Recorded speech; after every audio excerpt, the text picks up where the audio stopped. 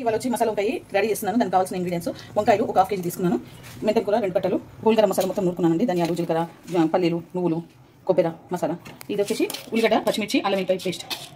Okay అండి, మసాలా ఇలా మెత్తగా పేస్ట్ చేసుకోవాలి. ఇప్పుడు వంకాయలు ఎలా పెట్టుకోవాలన్నమాట. ఇలా కోసుకున్నాను 4 పీసులు. ఇలా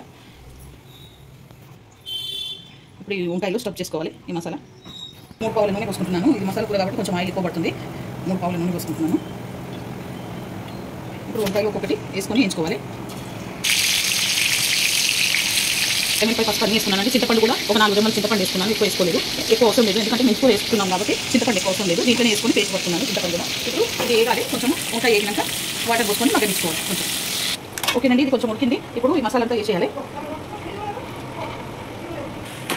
ఓకేనండి, ఇది మగ్గింది. మెంతి కూర 2 సార్లు కడుక్కున్నాను. ఇలా మంచిగా కడుక్కొని ఇప్పుడు ఈ మెంతి కూర వేసుకుంటున్నాను.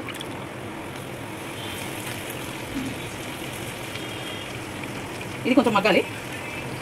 ఇప్పుడు వాటర్ పోసుకుంటున్నానండి, 1/2 గ్లాస్ వాటర్ పోసుకుంటున్నాను. ఇది మసాలా ఉంది కదా, మసాలా ఊడ్చుకొని దీంట్లో కొంచెం ఇది 1/2 గ్లాస్ వాటర్ పోసుకుంటున్నాను. ఇది ఉడుకుతుంది. ఓకే అండి, ఇప్పుడు ఇది మసాలా వంకాయ రెడీ అయిపోయింది. ఇది కొత్తిమీర వేసుకొని దించుకోవాలి. ఇప్పుడు కొత్తిమీర వేసుకుంటున్నానండి.